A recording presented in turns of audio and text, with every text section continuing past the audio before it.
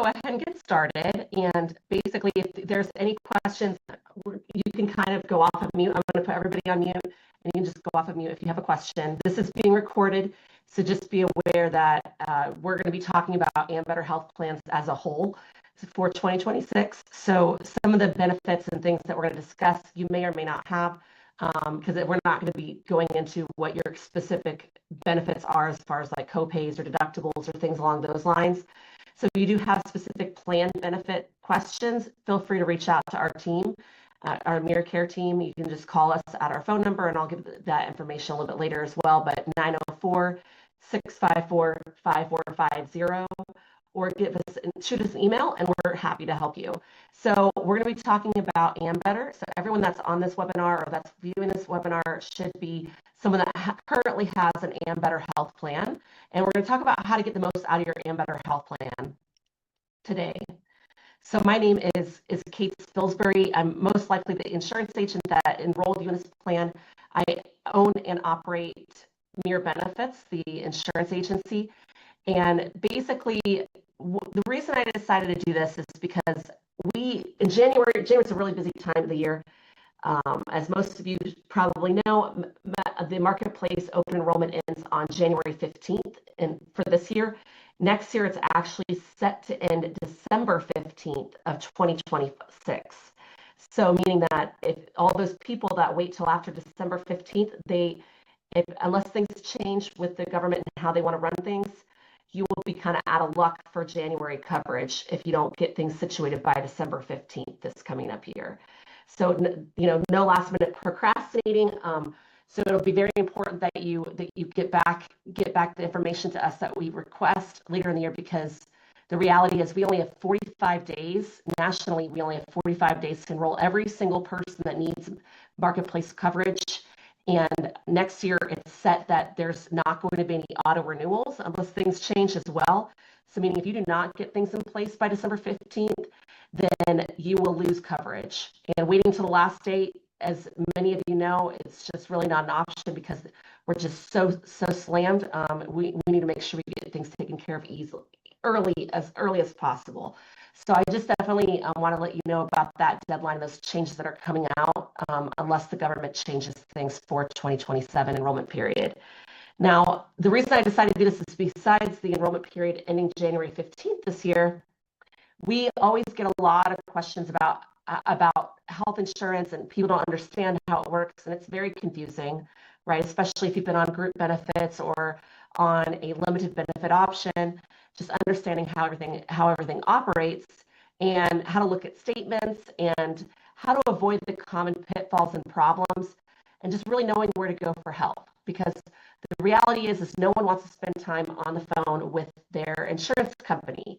So we want to point you and give you the power to be able to get a lot of the stuff done yourself, so you don't have to reach out to us or the insurance company. But if you're going to reach out to anybody, we'd actually prefer you reach out to us, and then we can do a three-way call if needed with the insurance company. So feel free to save this webinar. You may want to revisit it for any information, and we're going to kind of hop into it. So today what we're going to be covering is how your plan works, how to access your online account, your member account, using your benefits and finding care, and then what to do when issues actually come up, and who to call and when you should call them. So health insurance, how it actually works. This slide is really the foundation for everything that we're going to talk about today. So I want to slow down and explain how this works in plain language. So health insurance is not prepaid health care. Now, what I mean is that you are paying a monthly premium, but you are still paying for the services that you use. So you're not paying a premium that everything is covered for you 100%. You're paying a premium, and then you're on top of that, you're paying for the services that you use. So health expected medical costs.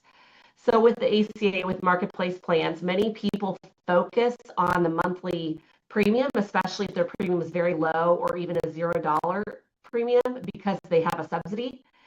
That's important, but it's only one piece of the puzzle. Your monthly premium is simply what you pay to keep the plan active. It doesn't mean care is free once you use it, like I just mentioned. So when you actually use your coverage, you're either going to pay a copay or coinsurance, or you may have to meet a deductible first, depending upon what the service is and what your plan benefits are. So depending on the plan design and the service that you're needing. So a copay is a fixed dollar amount. And for example, it could be $0, it could be $25, it could be $50. I mean, it could be $150. The key is that it's predictable. It's a predictable amount. Coinsurance is a percentage of the cost. That means instead of a flat dollar amount, you're responsible for a portion of the allowed charge. So some marketplace plans use mostly copays, some use mostly coinsurance, and some use a mix, which is, let me go back for a second here. That's called the max amount of pocket. So with the max amount of pocket, what you're looking at for max amount of pocket costs is that this is the amount, the most amount of money that you can spend and you're required to pay in a year for your medical services for that calendar year. So this is basically your stop loss. So on ACA plans, medical and prescription costs are combined into one max amount of pocket. They're not separate buckets. So what counts towards the max amount of pocket is going to be your copays, your coinsurance, prescription drug costs. Even if you had a deductible, that's going to count to your max amount of pocket, the MOOP. And so what doesn't count, though, is your monthly premium. So oftentimes people, think that their monthly premium is going to count towards the max amount of pocket, but it isn't. And then as well, services that you have that are not covered services will not go to your max out of pocket because they're not covered by the plan, or they're not, in general, they're not approved services that the marketplace would approve. So costs outside the plan's network or rules. So if you decide to go out of network and you do not have out of network benefits on your plan, which really every plan with Ambetter does not have an out of network benefit to it, then you're going to have to pay those costs 100%, and that's not going to go to your max out of pocket. But once you reach the max amount of pocket, the plan pays 100% of your covered in-network medical and prescription drug costs. So for the rest of the year. So if you reach your max amount of pocket for that person, because it's per person, usually with a family, it's going to be a family max out of pocket is going to be if two people have met the max out of pocket, then the rest of the family would be covered as well, 100% for the rest of the year. So just know that, once you reach it, you're kind of done for the year. So most people, aren't going to reach their max out of pocket unless they have a lot of stuff going on, or they have a really expensive medication that costs a lot of things, costs them a lot of money. They're typically not going to reach their max out of pocket. So all this is a big deal because it's really misunderstood. And but do know that when it comes to deductibles, there can be a separate deductible for the medical and a separate deductible for the prescription drug coverage. So depending upon how your plan is outlined, just know that if there is a deductible at all showing on your plan for medical, that's it, and it does not show a prescription drug deductible, then you have to meet the medical deductible first before you're going to have coverage for many of your prescription drugs. But so just be aware that there could be two different deductibles that you're dealing with. So remember that prescription spending can help you reach your max amount of pocket, and medical spending can help you reach your max amount of pocket, but everything is working together in one system. So costs can feel like they change throughout the year, usually because you're moving through the deductible phase, or you're switching from the deductible to copays, or you're reaching your max out of pocket protection. But none of this means that something is wrong. It just means the system is layered as to how it works. And you're not, expected or, required to track everything perfectly. But knowing what you pay monthly for your premium and what you pay when you use your care is going to be very important, because once you don't want to pay for services once you've reached that max out of pocket, right? Because and the same with the deductible. If you don't have, now Ambetter typically works that you have a copay before you meet your deductible on things. So if there's a copay listed, you're generally just going to pay the copay, right? But if that's not the case for that service, You need to understand when you're going to reach your deductible, because you don't want to pay more than you have to and then have to try to fight back with the doctor's office or the facility to get your money back, get your money be reimbursed to you. Um, so that's a little bit about how health insurance actually works with some of the main definitions. Medical and prescription drug coverage. So there's different benefit systems, which we talked about when it can come to prescription drugs and the medical side of things and deductibles. There's different rules, and we're going to talk more about like a lot of the misconceptions that people have with health insurance and how their plan actually works. So first, we're going to jump into accessing your member account. So there's different ways that you can do it. You can go to the website, the Ambetter website. You can download the mobile app.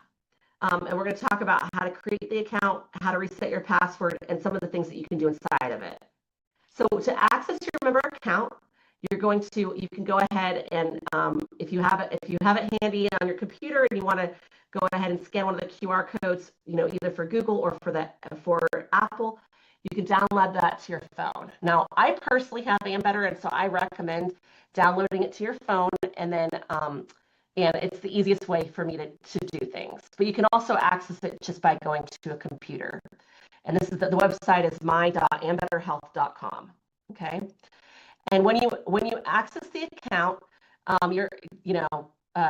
it only takes a few minutes. But basically, you're going to have your member ID number, and if for some reason you don't have your member ID number, you can reach out to us and we can help you out with that. Or you can use the last 4 digits of your Social Security number in order to be able to get that set up for you. But the things that you can do inside your member account is going to be, you can access your digital ID. Now, I personally don't carry around my member ID card because I don't need to. So if I go to a doctor's office and they're like, we need a copy of your ID card, I just get the email address and I go into my app and I click on the ID card, and then I can go ahead and press send, and I just type the email address in and it sends them a digital copy of the ID card. So it's an easy way for you to just be able, and you can of course print it off if you wanted to carry a paper copy, or if you lose your ID card, that's the easiest thing to do. But you don't necessarily need to have a physical hard ID card. Now, the other things that you can do is you can understand your benefits about it. So if you have questions about your benefits, your member account is going to tell you what your copays are, what your deductible is if you have one, and just all the different things about your account. The care options, so you can find in-network benefits, so you don't have to look up specifically, choose the right network that you're going to be looking at, because if you're logged into your account, it's only going to show providers that are in your network. And then premium payments, so you can go ahead and set up auto payment. You can go ahead and make sure your premium's paid. It'll tell you how much you owe. It'll let you look at your bill and if you have a subsidy, what that looks like for you. And then additionally, some other things you can do is you can do the 24/7 virtual care. So, and I've used this before for me and my family. You can go on the app and you can actually set up, it's for no cost to you to do telemedicine, 24/7. So, and that's no cost, so you might as well take advantage of it if you're not feeling well, or you just need to, you have a UTI or something like that you just need to get something taken care of, and you don't want to get in to see your doctor because you don't have time, or you're not able to get in to see your doctor very quickly. There are other things that you can do on the portal, and one of them we're going to talk about a little bit later is going to be accessing the rewards program. And then we'll talk about that closer to the end of the seminar here. So again, we talked about physical versus virtual ID cards. And if your card is missing, you can download a copy of it. I mean, if you really need a hard copy, you can feel free to reach out to us. I think you might be able to even request a new card through your thing. You can also update your primary care doctor.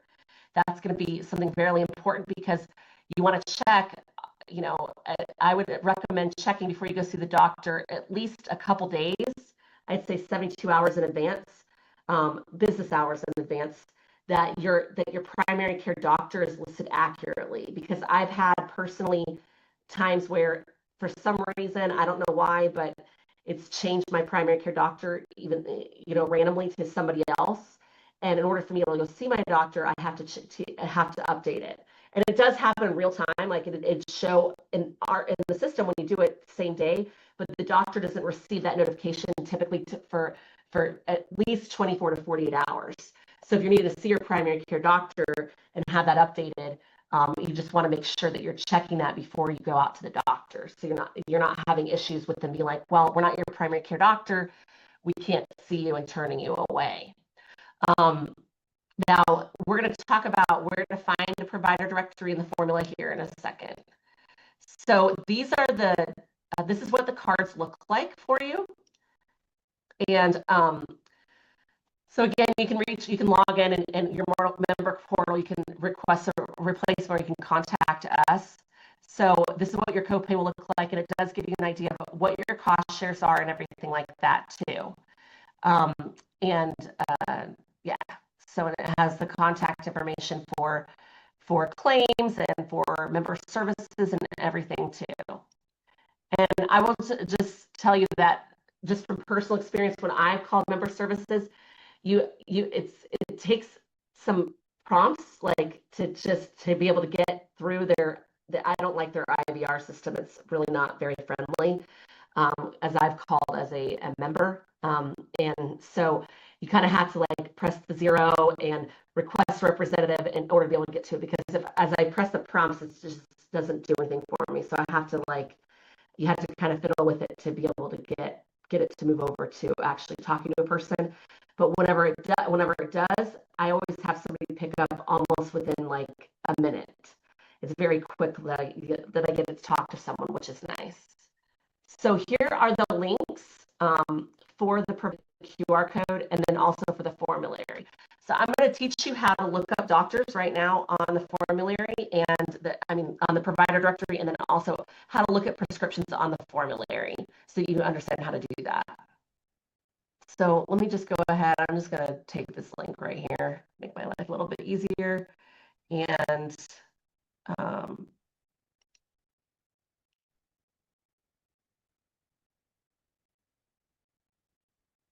so I'm going to go to the website, and you can just go to ambetter.com, and ambetter.com, they kind of sometimes move it around. So sometimes I have to look for it, but there's always a place that it's find your, to find doctors. So let's see, find a doctor. For members, you just click on find a doctor, and it opens up the link. So I'm going to put I am a member. Well, actually, I'm just going to do search for a provider, because I'm not going to log into a system to be able to look it up. I'm just going to do a general search. So this, obviously, if you're doing this through the app or whatnot, it's automatically going to put everything in correctly for you for the plan. But here, I'm going to have to do that myself for today. And then you'll see there's 3 different networks that are here. Now, most everyone is going to have the Premier Network. Now, if you have an off-exchange product, so you're not on exchange, you're not receiving a subsidy, and you got a special plan off exchange, you're going to use the Solutions Network. All right, and then value is going to be their smallest network, and it's only in certain areas that it's offered. So you just need to look at, it'll say value on your card. Now, the Premier Network is really going to be for most everybody, so I'm going to click Premier Network because that's the one we're going to look at. And then I'm going to press search. And then there's a couple different ways that you can search. They have categories, or you can look at the popular searches here. So I could just, if I just want to look up primary care doctors near me, I can just click primary care and then press, well, I don't need to press search because it did it automatically. And it's going to bring up that they're within 50 miles, there are 442 doctors. Now, what you need to look at when you're looking at these things is you need to look for, are they accepting new patients? Because if I'm looking for a new primary care doctor, it doesn't have the check mark for accepting new patients, then I'm going to have trouble going and seeing that provider. Now, see, like this, and so you need to generally you need to contact the office to find out. Now, one of the biggest challenges that people have, and this is nationally, this is not just a Florida thing, this is not just an Ambetter thing, it's nationally, especially with marketplace plans, is that providers will show a network on the formula on the provider directory.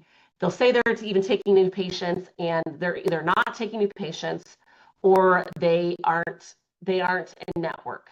So it's a big challenge because doctors can go in and out of network at any time on your health plan. And it does take time for them to actually notify that, like for Ambetter to take it off. I mean, they're to take it off the provider directory and to update things. So just be aware that, we're only as good as the information that we have. So I always encourage you to reach out to your provider and to do that research, especially when we're going to be looking at renewing for 2027, to do that research and contacting your providers about what insurance options that they accept prior to meeting with us. Because we can only go off the provider directory. And if the provider directory tells us one thing and later you find out that your doctor's not in network, well, you're kind of, the easiest way to say is screwed. Because you're in a situation, you're in a conundrum where you can't change plans anytime you want to, and not your doctor no longer taking the plan or not being a network in the plan does not allow you to change plans. It's not a special enrollment period. So that's one way to look up doctors and kind of what you should be looking at. But you can kind of click on it. So I'm just going to click on this one person. And generally, nurse practitioners don't show up. So if they do show up, it's kind of a rare thing. So just count on that. You're going to need to always try to look up the primary care doctor, like the main doctor, like an MD or a DO, in order when you're looking at it. But it's going to tell you what they are. Like, there's a nurse practitioner. It tells kind of a little bit about them, what languages they speak, and their NPI number if you want to see that, their hours of operation, their phone number, their email address, not email address, their fax number, but their address, their website, who they're associated with. They're with North Florida Pediatrics in this case. So just, they have telemedicine, so it does give quite a bit of information. And you can always, I'm going to just go back. You can always, print the results out or share the results to yourself.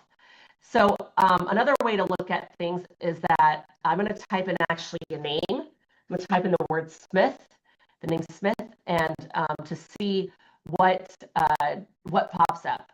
So I can see it says there's a group called Smith & Smith Dental. There's a facility called Smith Drug.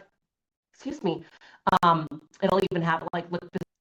I'm just going to choose search all for Smith because I'm not seeing what I'm looking for right there. So I'm just going to click all, and it's going to bring up all of these providers that anything that has the word Smith in it that's within 50 miles of my zip code that I put in. So you can see that, if it had Smith in the address, it would bring it up. If it had Smith in the first or the last name, it would bring it up. If that's Smith in the doctor's office or the facility name, it would bring it up. And I can always filter down. So if let's say that I'm specifically looking for a type of practitioner, like I'm looking for I can choose, it'll show me all the different things that have the name Smith in it that I can, I was looking for an OBGYN. This looks like the right name. Let me see what that was the Smith that I'm looking for. Oh yeah, Nicole Smith. She's a nurse. She's a practitioner. She's a midwife that I was looking for. So, you can also, there's other filters that you can do for it as well. So that's how to use the provider directory. Now, when it comes to formulary, I'm going to go to the formulary. It always likes you to save it for whatever reason. It likes to have a PDF. So it's a PDF version. And what the easiest way to search a formulary, because it is a lot of pages, 106 pages, is to go ahead and type in CTRL, so control and the letter F, so control F, and then you can search for find, and I'm going to type in, we're going to just use the name Smith again to just keep it easy, since that's what we did before. Oh, not Smith, sorry, I'm looking at medications, not doctors. So medications, I'm going to look up losartan, Okay, I'm going to see losartan pops up. Okay, and you can see up here there's 6 different results with losartan, and every time I press enter, it's going to bring up a different thing that has losartan. So it has losartan potassium over here, it has losartan potassium plus hydrochlorothiazide over here. Let's see what else it shows. It shows another one down below. And then this is just showing me on the table of contents, like where I can find it. So, and we're going to talk more about like what some of these different things mean. But just note that it has the name of the drug, and it'll actually tell you what category it's part of. So like this is an angiotensin 2 receptor antagonist. Okay. Yeah, I'm not a doctor. I don't pretend to be a doctor. I'm not going to give you prescription recommendations or doctor recommendations, but but if you're looking for a specific thing, like let's say I'm looking for diabetes, medic that in, and it's going to bring up anti-diabetic. If I keep going, other diabetics, it's going to bring up different medication, diabetic supplies. So there's different ways you can look at the medications, and it'll tell the tier level that it's in, and then it'll tell you other requirements that you need to be aware of that we're going to talk about a little bit later. But that's how you use the formulary on the plan. So let me go back to the presentation here. And okay.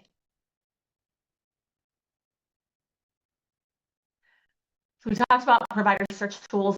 Just remember that unless your plan has out-of-network benefits, you can't go out-of-network. So if you go out-of-network, you're going to be responsible for all the costs. And just know that you will not get reimbursed for them. That you can't file a claim with the insurance company if you don't have out-of-network benefits. Now, if you do have out-of-network benefits for some reason and you go out-of-network, generally you're going to be paying more money and deductible. You're going to be paying more money for co-insurance. You're just going to be your max out-of-pocket can be higher.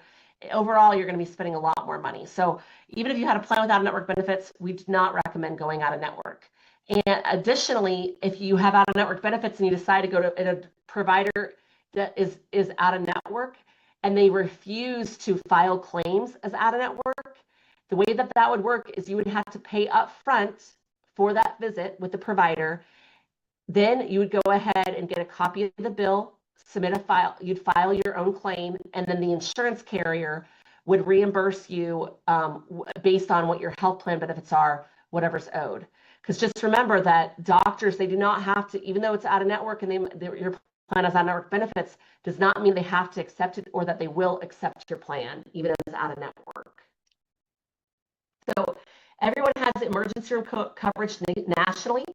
So, if you need to go to the emergency room, I always say the only time, not the best time, but the only time to go to the emergency room is going to be for life or limb. So that means like you're bleeding out or, you lost a body part, definitely go to the emergency room. You're not going to want to go to urgent care. But a lot of other things, unless it's life or limb, you can take care of in an urgent care, and that's going to be a lot more affordable for you.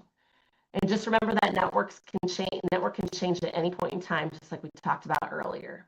So we're now going to discuss paying your bill and grace periods. So where you can make your payments, grace period basics, how to set up auto pay, and why I recommend setting it up, and what happens if your payment is late. Okay. So basically, the way that you can set up you can do your premium payments is online through your member account. That's going to be the easiest way. So you can also there is a quick payment option that you can also do. I mean, you can call and make the payment by phone, and you can do it by mail or in person at MoneyGram locations if you need to. But I highly recommend setting up auto pay. And most of you set up auto pay when we first enrolled you in the plan.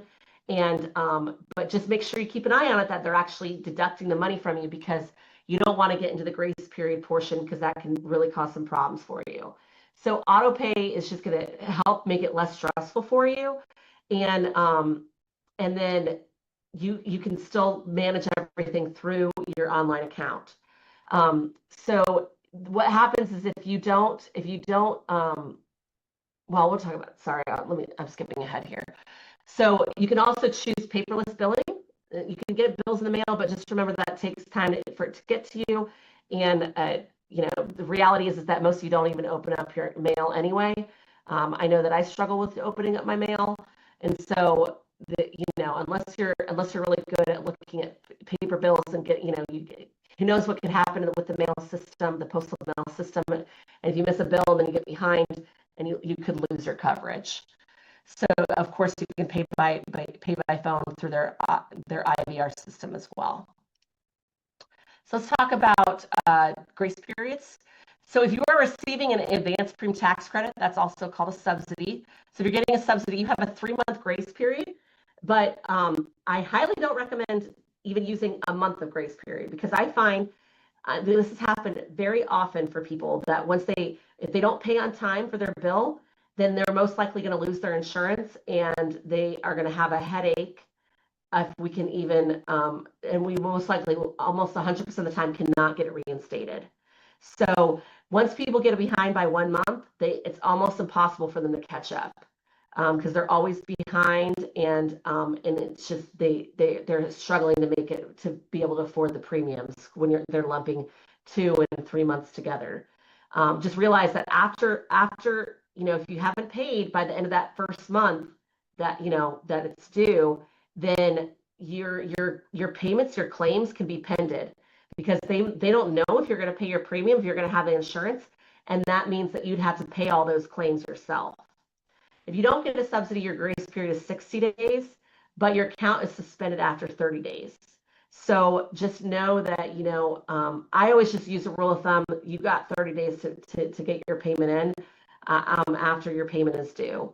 And because that's going to cause the least amount of problems. Because I have people that, they'll lose their plan, unintentionally, and they have a lot of major health conditions, or they have some stuff that maybe they hadn't used it until they needed it, and they didn't notice that they hadn't been paying the premium, because that maybe the auto pay didn't work or something like that, and we absolutely can't get it reinstated. Like, the government won't allow you to, and calling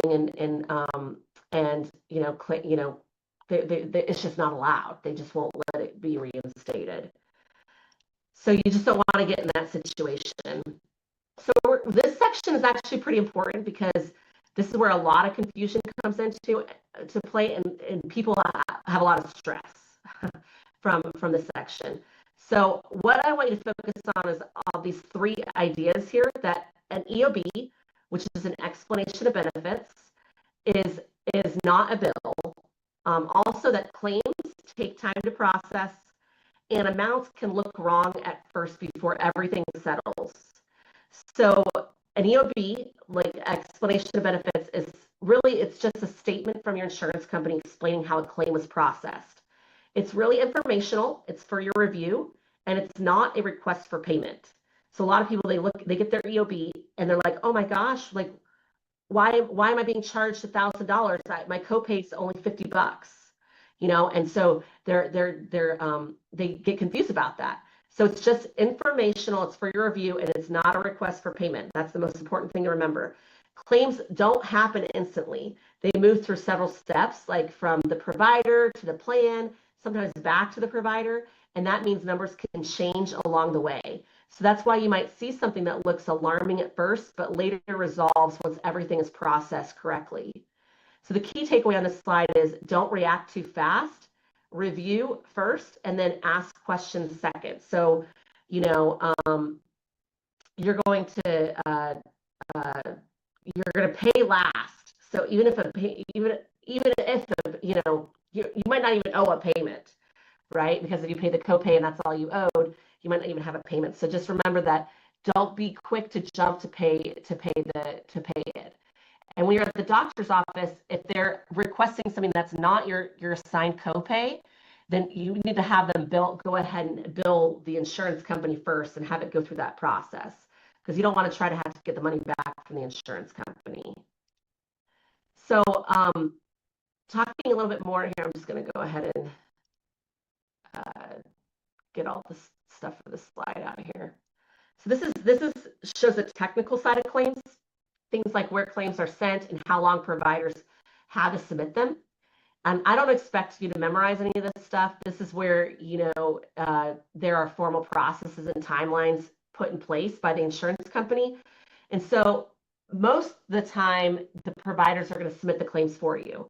Occasionally, if a claim ever does need to be submitted manually, the correct mailing information and deadlines, they do matter because missing timelines can delay or even prevent proper processing.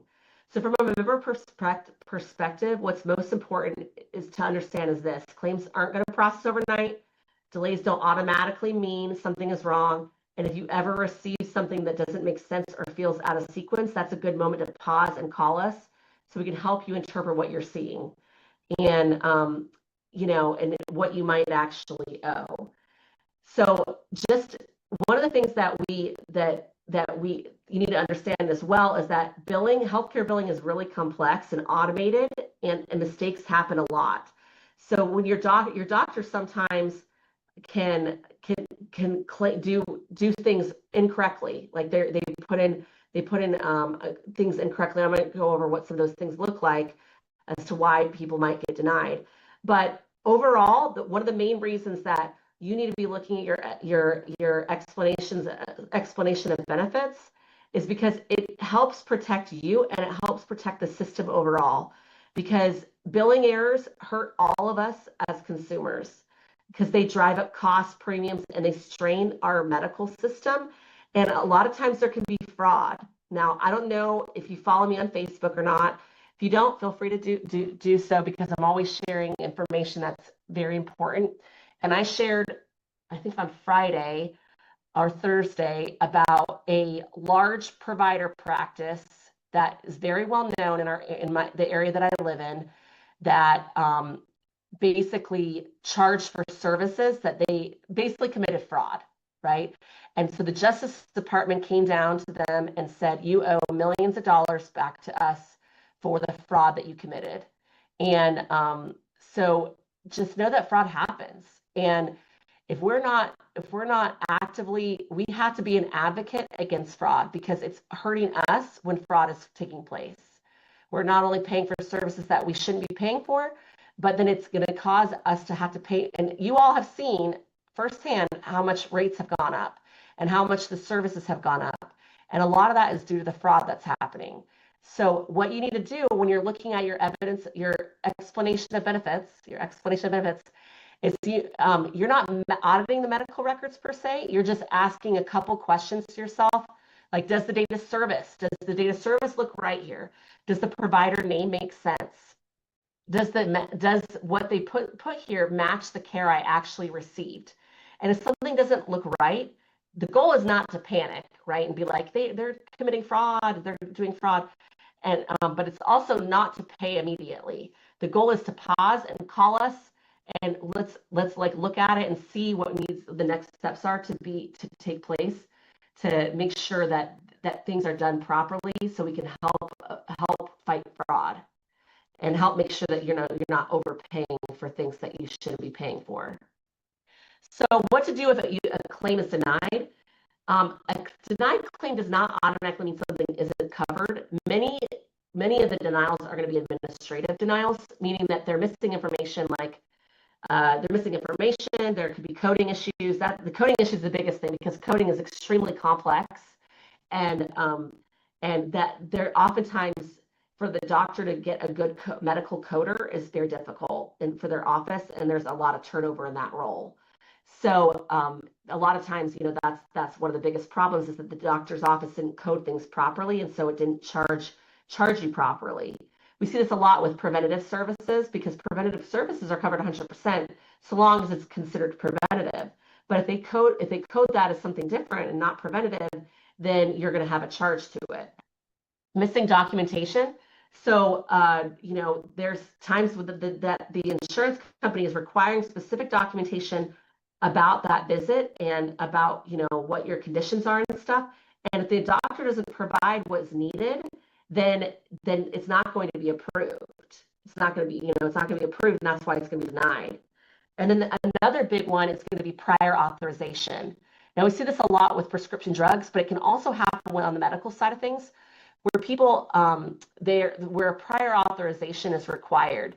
So what a prior authorization means is that you can't get that medical service done, or so it could be a surgery, it could be some sort of procedure, or you can't go and get your prescription filled until a prior authorization is completed.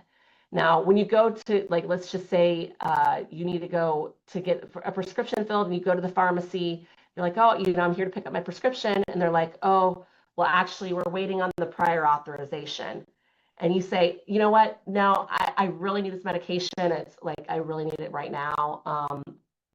I need to get it right now. And they're like, okay, well, we haven't gotten the prior authorization. This is how much it's going to cost you. You're going to pay the full cost of that amount of money, that prescription, and then you're not going to have any, they're not going to reimburse, the insurance carrier will not cover it at all. So it won't go to your max out of pocket, it won't go to your deductible, it's not going to have a copay, you're not going to get reimbursed for it. So if you need a prior authorization, and that goes the same with it, having a procedure done, and you decide to move forward without the prior authorization completed if it's required. So just know that it's super important if you have a prior authorization that you get it completed, that it goes through its process, and it generally is pretty quick. But and you can always reach out to us if you're having any problems with that. So because our Mere Care team will help with that, will help with coordinating a resolution. So once you know why a claim was denied, so what you're going to need to do is, first of all, if you're having us get involved, you need to send us all the documentation of what you received, because they're going to tell you exactly why it was denied and then what your options are. And if we don't have that and you're just like, well, they just don't want to cover it for me, they don't want to cover that medication, well, like, okay, well, it's on the formulary, let's find out like why they're denying it, or so that we can have a better chance of helping you. But if you don't send us all the documentation and all the stuff that you received, we can't advise you or help you with your denial. So once you know it's denied, the first step is figuring out like really what are your options. So a denial doesn't always mean that the service isn't going to be covered. It just means something needs to be reviewed or corrected on the plan, like on the claim. And so many cases there's alternatives. That could mean a different way the service needs to be billed, or a different provider location needs to be put on there, or a different process that fits within the plan guidelines. Sometimes the care itself doesn't change, just like how they're submitting it. There's also situations where a claim can be escalated for review. So that might mean submitting additional documentation, clarifying medical necessity, or requesting reconsideration when the original decision doesn't align with the coverage rules. So there are always exceptions, but they're specific and they're situational. That's why guessing or repeatedly calling different departments usually is going to lead to a lot of frustration.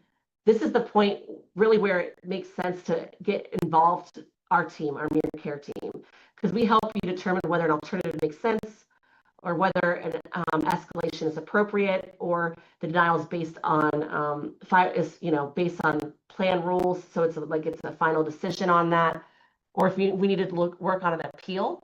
So our goal is to help you take the next right step, so you're to avoid a lot of that frustration, so you can get the services complete that you need to.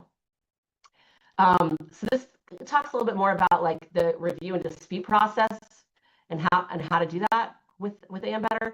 Hold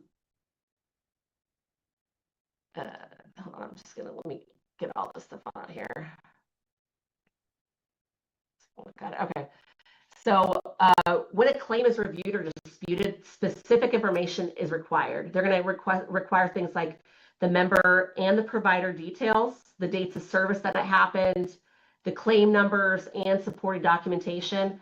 And this isn't something that you have to do on your own. Again, we can help you with this, but there's deadlines involved, so it is time sensitive. So if you miss the deadlines, a claim might not be able to be eligible for reconsideration. Like they might not be able to reconsider it, even if the issue could have been something that they could have resolved and would have been something that would have been covered or paid or would have been fixed, right? So that's why you need to contact us early, and it's important that you're looking at your documentation from your insurance company.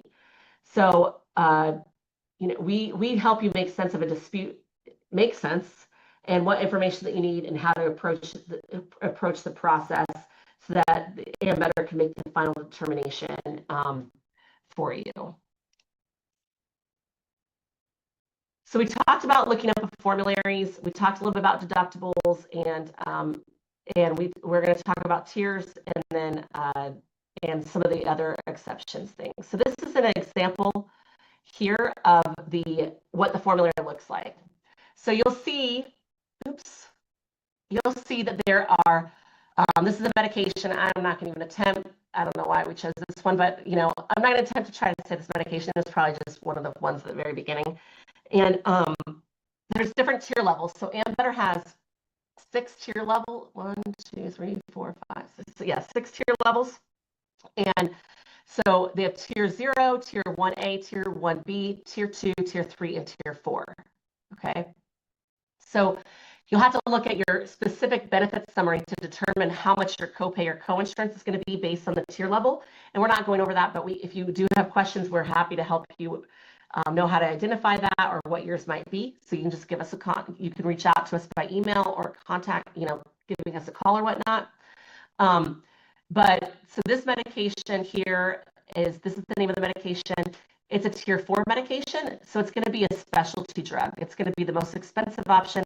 So most likely you're going to have, I can't think of a plan where you're not going to have a deductible that you're going to have to meet first for this, and then before you'd pay a percentage. And then you'll also see that it has QL and it has PA. So the drug requirements or limits that you're going to most see are going to be QL, which is quantity limit. So some drugs are only covered for a certain amount. PA, which is prior authorization. So basically, this is your doctor. Your doctor has to ask for approval from Ambetter before the drug can be covered. ST, which is step therapy. So this is where Ambetter requires you to try other drugs for that medical condition before you use this specific one. So, and then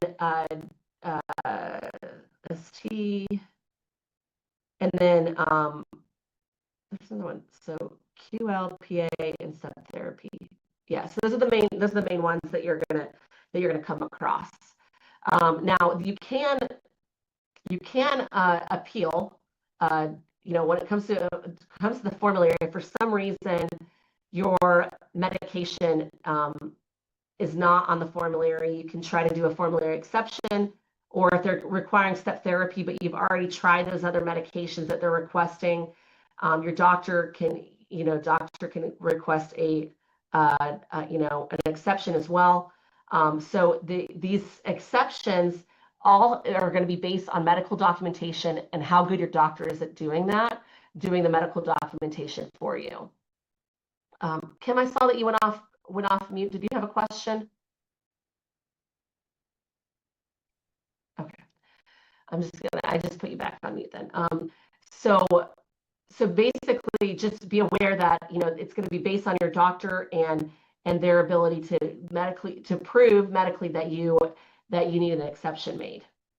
Okay. And so we're going to jump into digital tools. We're going to talk about wellness and rewards, discounts, and all that kind of stuff. So there are, we already talked a little bit about the 24/7 nurse advice line, basically they have the telemedicine included. They also in select states, so in Florida and Georgia, which many of you are going to fall into, they give you 20% off Walgreens brand wellness products. So just be aware of that by showing your card. And there is care management that's available to you that you can, if you need help with extra support, with health goals and help coordination with doctors and caregivers and all that kind of stuff, there is care management support. And then they also have a discounts, it's perks that are on groceries, gym, travel, and more that you can check out by going to the Ambetter Perks website. And then the last thing that a lot of people like to know about is that you can earn up to $500 for healthy activities. And you can use those rewards to help pay your premium each month. Depending upon how subsidized you are, that could cover a large portion, or if not all of your premium for at least a month or more. And you can use it for utilities, and you can use it for like childcare. Like there's lots of different things you can use the rewards money for. You actually get a debit card that you can use the money for on that you've earned on. And so, I mean, I personally have participated in this. I try to set a reminder to go in weekly and do an activity or two. And there's lots of different things, like you can set up like little goals that you have. You can watch little videos, you can read articles.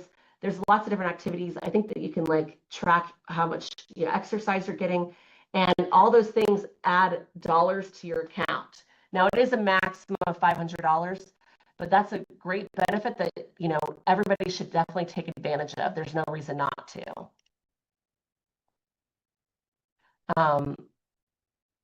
So there is the Ambetter, the health management program. A little bit about it. Basically, it's for if you have chronic conditions, they have support. And there's even behavioral health support for depression management and things along those lines, depending upon what your conditions are, what your chronic conditions are.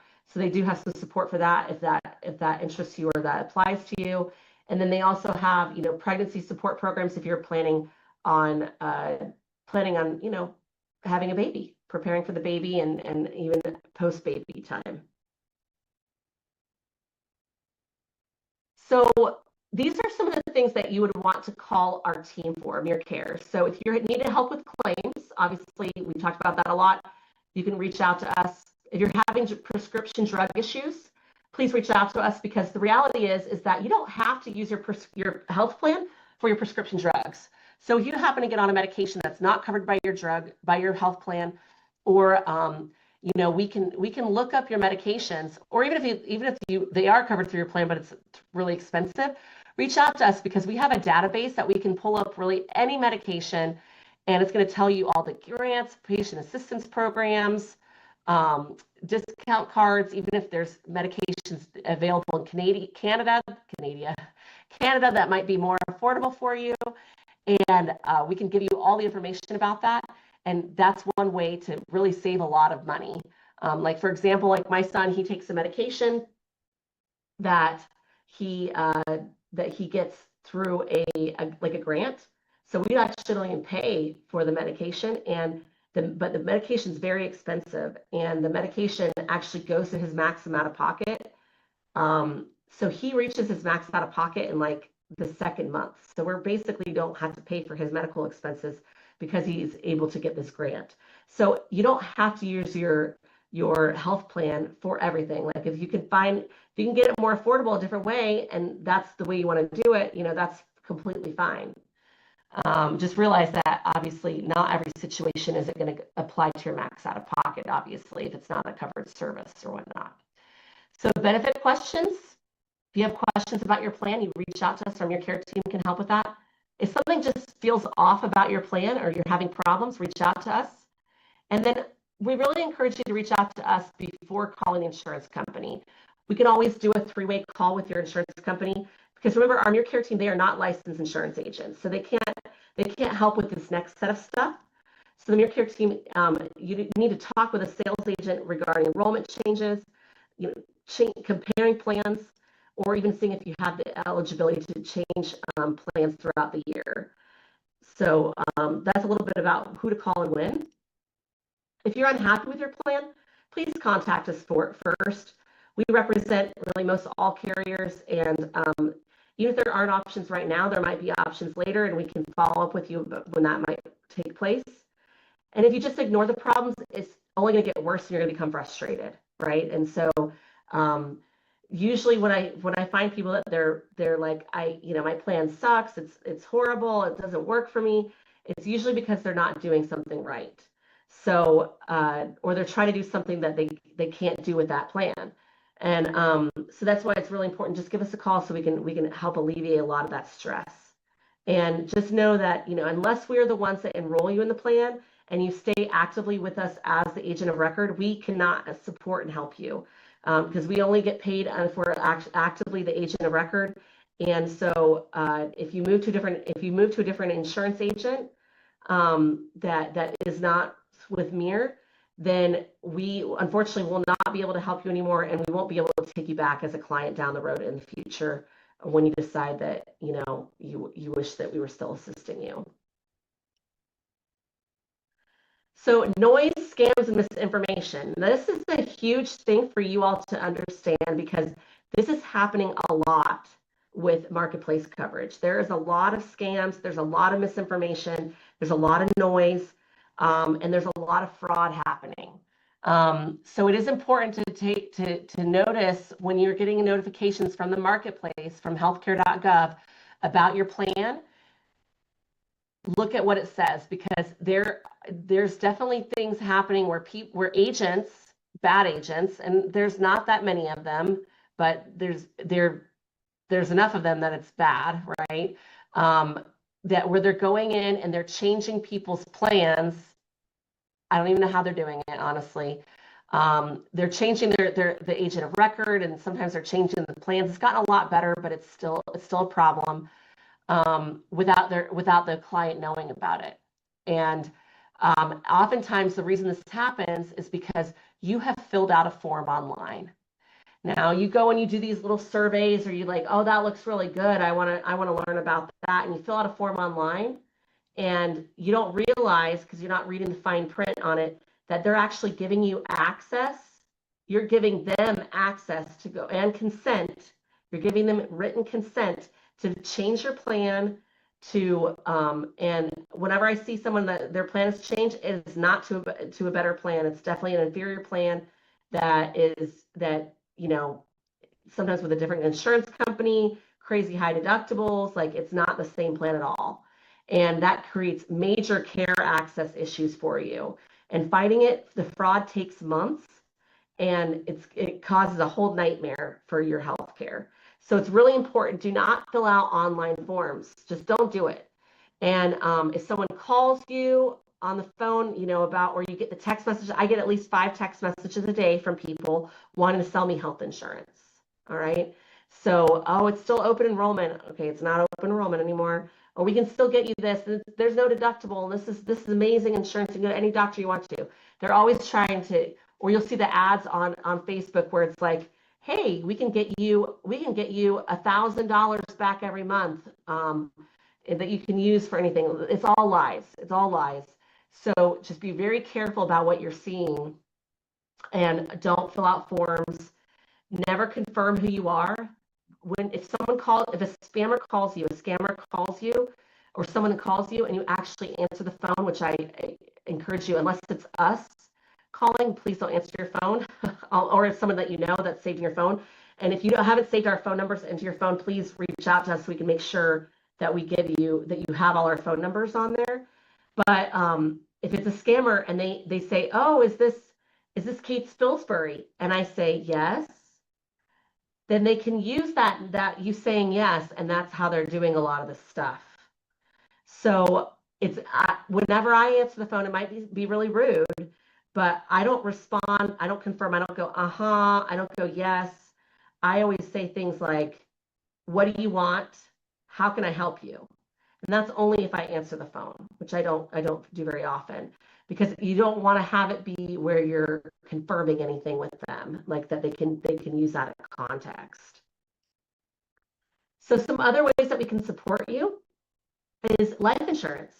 Everyone should have a life insurance policy. And if you do happen to be employed and that you have a life insurance policy through your employer, you should still have one outside of your employer, because the reality is that things can change. You might lose that job. You might change jobs. They might no longer offer that benefit anymore. Or you might end up retiring, right? You might decide that you want to retire, and that life insurance policy, although sometimes you can renew it outside of the employer, only sometimes, it's going to be a crazy high amount of money, and it's not going to be for a very large amount of benefit.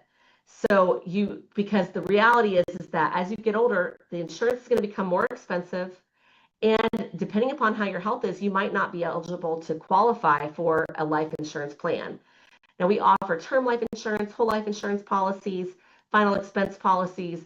You name what we offer like everything. So we can look at what you're trying to accomplish and and to really discuss what makes the most sense. But it's never going to be the more affordable than it is today to get life insurance. We also offer hospital, accident, cancer, heart attack, and stroke coverage.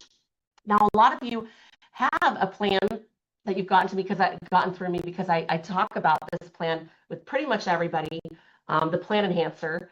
And but there's other products out there too, depending upon what's important to you and what you're looking for. But there are plans that you can get for as low as $1 a day. And especially the younger you are, the more affordable it's going to be.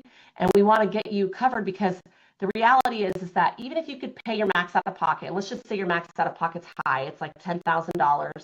Even if you have $10,000 lying around just for in case something happens medically that you can spend on it, the reality is that you probably have had a life-changing event happen if you're reaching that max out of pocket, where you might have to have, you might not be able to work for a while, and you need to replace that income that you're losing, or you might want to have somebody like come and take care of you.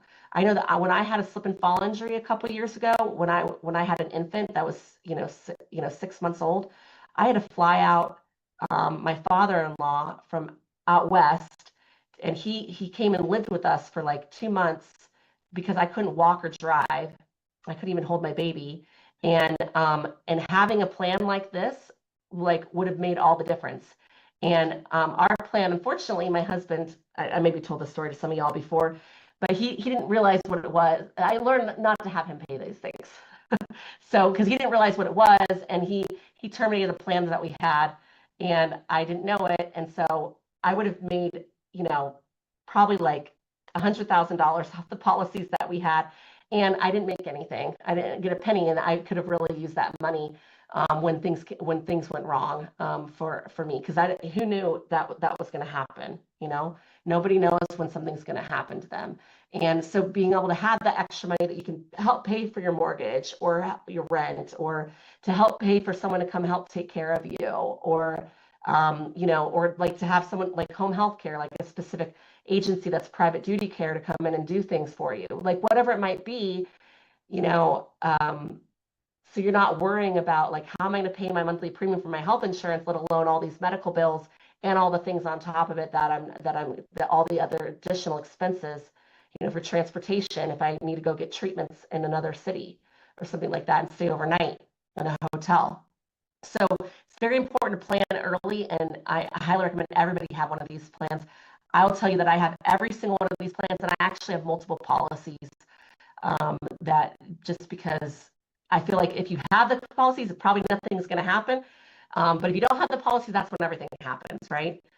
We can also assist with retirement and annuities. And even, if you need assistance with like even long-term care, if you're on the younger side of things, or if you want to get a specific annuity that helps with the long-term care aspect of it. We can also help with Social Security optimization. So if you're getting close to drawing Social Security at that time period and trying to make decisions, I am a registered Social Security analyst. I'm one of the few in Florida, and I also am a certified Medicare insurance planner, so it can help with your Medicare needs as well once that time comes into play.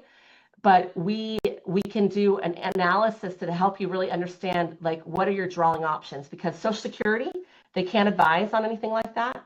It's against the law for them to give you any advice on Social Security. So you need to really work with somebody, because this is Social Security and retirement. Social Security and Medicare are the two most confusing programs that we have available, and it's really important that you work with someone that knows what they're talking about, so they advise you properly. And then traveler's insurance. A lot of us like to travel. We like to go out of the country, and it doesn't mean that your health insurance plan isn't going to cover some of the things in country. Ambetter specifically has reciprocal benefits in like 26 states. But it does not have out-of-network benefits that you're taking advantage of. So just know that with traveler's insurance, for out of the country especially, you need to have something, and they're very inexpensive. I mean, I think for the whole year for my whole family, we pay a couple $100 a year for a traveler's insurance policy that covers us for all of our trips that we go on. So I don't need to worry about, did I buy a policy for this plan for this trip? No, because I have it annually that I renew every year. So please reach out to us. It's very easy to get a quote and enroll into that product. And they also have it for just like for that one trip if you just need it for one trip. It just depends on what you're looking for. And if you're a missionary and you go and do mission trips, there's options for that as well.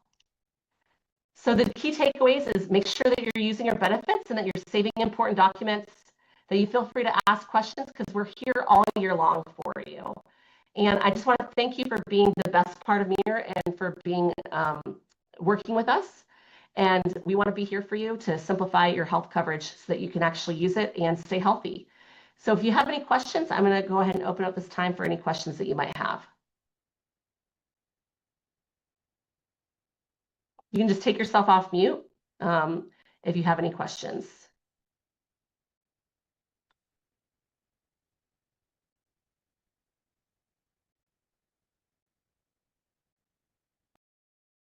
It looks like we don't have any questions, so I'm going to go ahead and thank everybody for coming out, and we will be getting an edited copy out to everyone that has Ambetter plan, so you can review this as needed. And feel free to reach out to us if you have any questions. Thank you so much for joining. Have a great day.